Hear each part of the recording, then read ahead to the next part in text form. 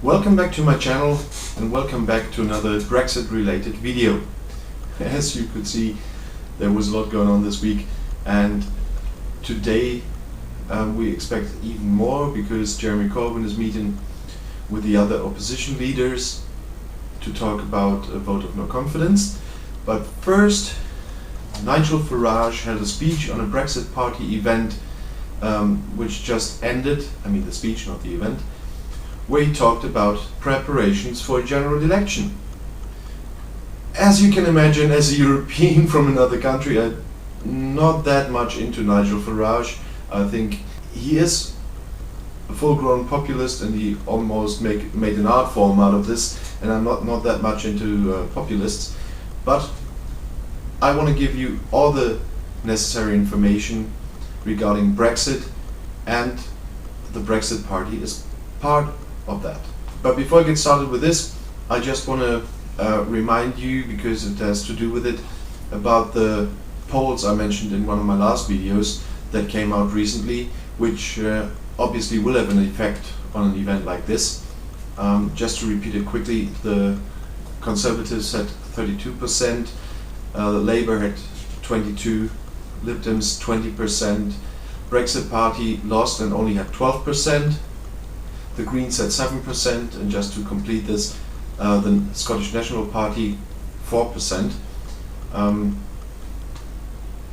These numbers are not telling us that much though, because as you know better than I do, the rule is first past the post, and so it will be important who gets the most votes in a constituency. And as we learned from by-elections, there may be cooperations between Remainer parties, but what will happen with the Brexit parties? And I just wanted to remind you, because under these conditions, Nigel Farage had a speech today to his party members about the preparations for a general election. First of all, as a summary of what they achieved so far, Nigel Farage said the Brexit Party has resetted the political agenda in the UK. From his point of view, a no-deal Brexit is now the most popular outcome possible in the UK. I don't really agree with that, but that's his point. But under the current circumstances, and also of course not to forget the meeting Jeremy Corbyn with the rest, he said there's a 50% chance of a soon general election. That's why he said the Brexit Party already had 500 candidates and 635 candidates on their approved list, which would be enough to run for every seat in the whole UK. He stated the Brexit Party prepared for a general election over the whole summer since they were founded, and that they are ready. And he said that's also necessary because they have to be ready, because only a few weeks into premiership Boris Johnson would be off the rails. What was a little bit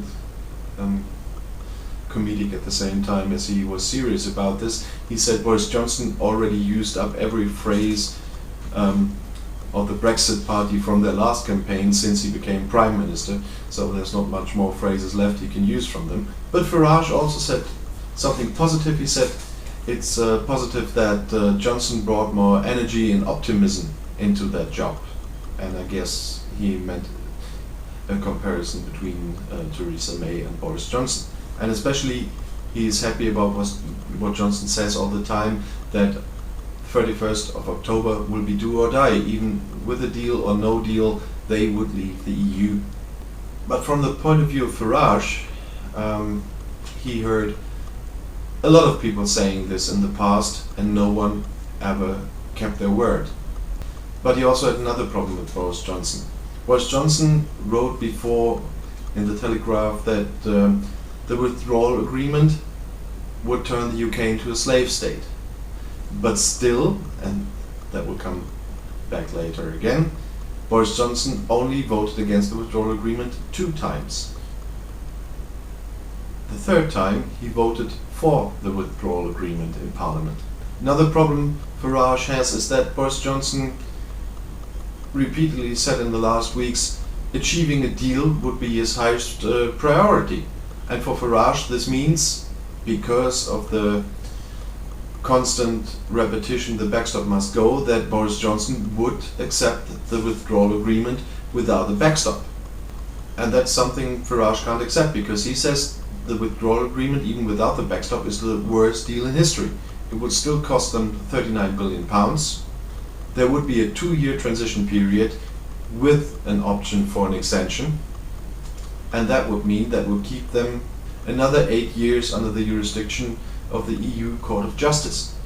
So he asked his party members, can you trust Johnson to deliver Brexit? And can you trust the Tories to deliver Brexit? And the crowd was really loud in cheering no. To this Court of Justice thing, Farage added he wasn't campaigning 25 years to be ruled by foreign judges. And at this point, I have to come back to that. Why I'm not very fond of Farage, because there always is a kind of I don't want to call it hate. I don't want to be that hard, but he really dislikes foreigners, obviously, and it always comes back and back again. I thought that was a part of UKIP nowadays, but Farage still seems to be on that track. Something else he said was the acid test for Brexit would be, do they get their territorial waters back? And he states the withdrawal agreement wouldn't do that, and that would be unacceptable as well, as much as the withdrawal agreement would prevent the UK from making strategic decisions for their industry. He even blames the EU for the fate of British steel.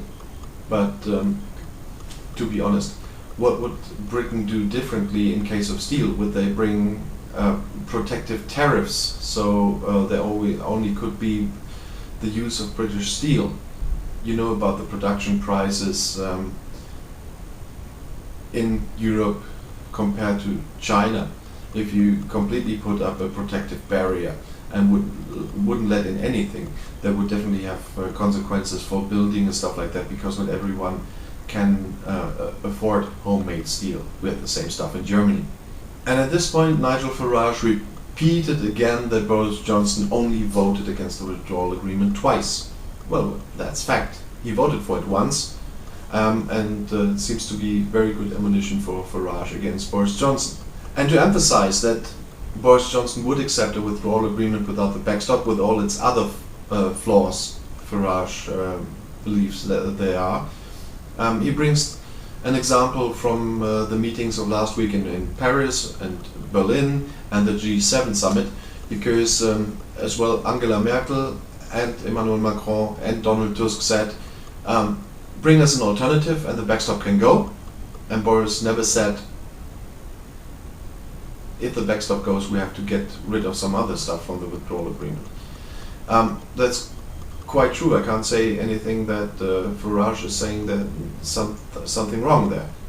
The next thing I can have an opinion about, but I can't say it's true or not.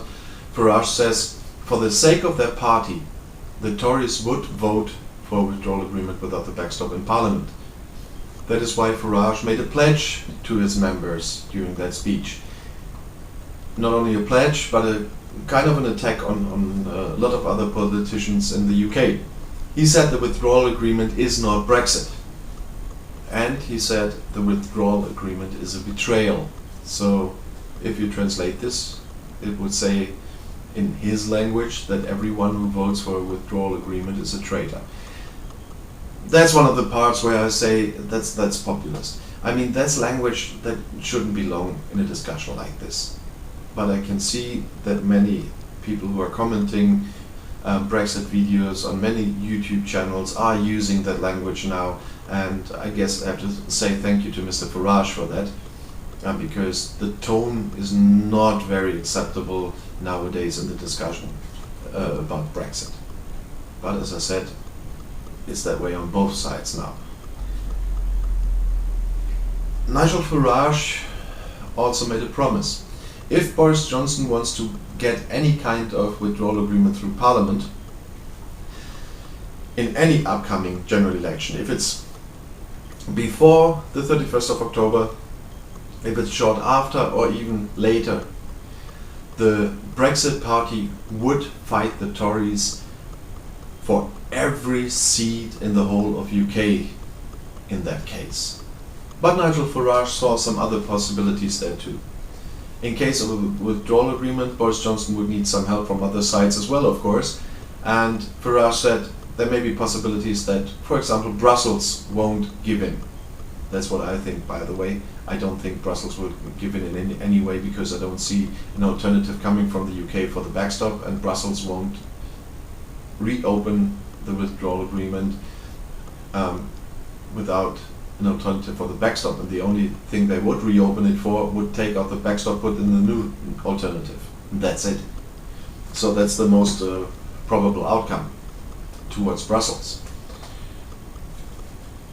Another possibility is that what Nigel Farage states is that the ERG stands firm. So the members of the European Research Group, who are hard Brexiteers, will stand firm and not vote for any kind of withdrawal agreement and fight for their no-deal Brexit. And this would lead that Boris Johnson wouldn't have enough support in the House of Commons for any kind of withdrawal agreement, even if he succeeds with the EU. If that's the case, there are only two possibilities left. Either there's the no deal, exactly what Farage and the Brexit Party want, or the meeting that happens today between Corbyn and the other opposition leaders will bring a result. And I have to quote Farage there a bit to make a little bit clearer what he thinks about this possibility. He said, Corbyn, Labour, the Lib Dems, Greens, SNP, Plaid Cymru, Change UK are trying a motion of no confidence, and they won't succeed. And they won't succeed because they're all out of touch of public opinion. Yeah, at the moment I might say there are many people on both sides who are not really getting the public, because the public is completely divided. There are polls, of course, leaning towards Remain at the moment, but you will only know in a second referendum if there would be the chance for this to come. You know my opinion if you saw my other videos. I don't believe that will happen. And with the meeting of Corbyn today, I don't expect any results because Corbyn still wants to be Prime Minister of a caretaker government. The Lib Dems won't play with that. And so I don't see any results coming up today. And because of that, Nigel Farage repeated, no deal is the best deal, and no deal is the only acceptable deal for the Brexit Party. So you see, we talked about all the consequences of a no deal recently. There was Operation Yellowhammer, there were other leaks. There were many officials, and even Boris Johnson on his interviews in Biarritz at the G7 summit said there will be problems after a no-deal Brexit. And yet Nigel Farage completely ignores that topic in his speech. He never talks about the problems, although everybody else agrees there will be problems. But he still states no deal is the only thing that can make the UK the independent, sovereign country again. By the way, a country that's dependent on trade is never completely independent. I wouldn't be so bold to say that Germany is a completely independent country. We are trading a lot with other countries. If the trade stops, we are in trouble. And so you're never really independent. About the sovereign part, the EU definitely, and that will be talks after Brexit finally happened, where the EU can concentrate on. There need to be drawn more clear lines between what are the nations responsible for, what is the EU responsible for. But I don't have the feeling that we lost our sovereignty. I mean, we just gained it only a few years ago when the Berlin Wall fell. Before that, we never had full sovereignty about our country since Second World War. But no one of us has, who's really getting into that topic, has the feeling that we are giving up sovereignty. there are some ideas in the EU what some people might want that would mean that we would give up too much of our sovereignty, but in that case we still have to be unanimous in the European Council. So if there comes an idea which we really don't like, we just put in our veto and that's it. And that's the same thing the UK could have done. But what's done is done. The UK decided for a Brexit, and as I stated repeatedly, I believe the outcome will be a no-deal Brexit, just what Nigel Farage wants. But he also made an offer to Boris Johnson to get his no deal. He said if Boris Johnson honestly wants to get a no deal on the 31st of October, and if the opposition should manage to get a general election, however, but if Boris Johnson then would make it absolutely clear that he and the Tories have the only goal to get a no-deal Brexit, then the Brexit Party would put country before party, which they would always do. Okay, that's another thing I always hear from parties like this. We have a similar one in Germany and they always talk like this, but not very much of us do believe that. But still, he promised that then the Brexit Party would help the Tories perhaps with a non-aggression pact for the upcoming general election. I guess that he means that in some cases they won't run against the Tories because then they can get this enough votes for the seat, because first past the post, as we talked about, and in other cases they will probably hope in strong Labour constituencies that the Tories will abstain for the Brexit Party, because Nigel Farage believes that the Tories can get a big win and enough seats for a majority in Parliament with the help of the Brexit Party. And I do understand this pact he means, because afterwards he talked about the Labour Party. He talked about that he could never work together with the Labour Party now, because now the Labour Party would be a Remain second referendum party with only just a few noble exemptions. And there were a lot of Labour seats held by Remainers in constituencies that voted for leaving the EU. And the way he said it, I guess, these are the major targets for the Brexit Party, and I guess he wants the Conservatives not to run there, and for that they will do that in other places for the Conservatives, to get away the seats from the Labour Party to the Brexit Party. And with all he said about Labour, that is now only a party for upper middle class, globalization people, and not for workers anymore. And he said directly to Labour voters, Labour Party is not your party anymore. The Brexit Party is your party now. He just wants to get his votes from Labour, because the Brexit Party would be the party to deliver on the referendum results. And his conclusion there is that the Remain side has many parties, but on the Brexit side, the Tories and the Brexit Party working together would be unstoppable. And then he finally came to the candidates of his party for this election. He said they were people from all kinds of professions. There would be many former people from the Labour Party who worked as politicians for the Labour Party before. There were many who worked as politicians for the Tories before, but most of the people willing to run for the Brexit Party have never actively been in politics, but are from all varieties of professions, from all kinds of, from all parts of life in the UK, and they would be the right representatives for the people. Well, then there came another popular stunt again. He, of course, said all the candidates of the Brexit Party and himself, they are the real patriots and they are the real Democrats, which obviously says the others are neither. and that is a term I often hear from the German AfD, so that's the parts I don't like. But in the end he even surprised me, because until now I always only heard the Brexit Party talk about Brexit. Although in the end, again, he states that Brexit is the most important topic of all, and that's the most important part they have to achieve.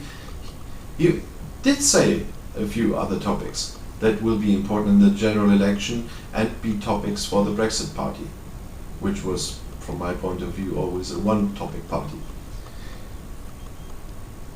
He said the Brexit Party wants a political reform.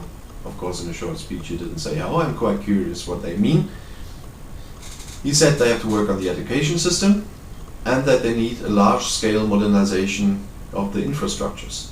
I guess with the general election coming up, if that should be the case around the 31st of October or later, we will in time learn what they mean with that.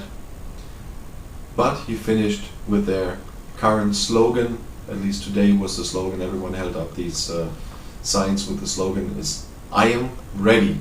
So he achieved what he wanted to show, that the Brexit Party is ready for a general election, and the timing obviously wasn't that bad with the meeting in mind with Corbyn, Joe Swinson, Anna Dewberry, and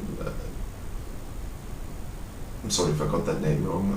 I have so many names in my head at the moment from the UK that I might mix something up, so please forgive me. And the timing was brilliant to hold a speech a few hours before that regarding a general election, which is the main goal of Jeremy Corbyn. So I never said Nigel Farage is dumb or stupid.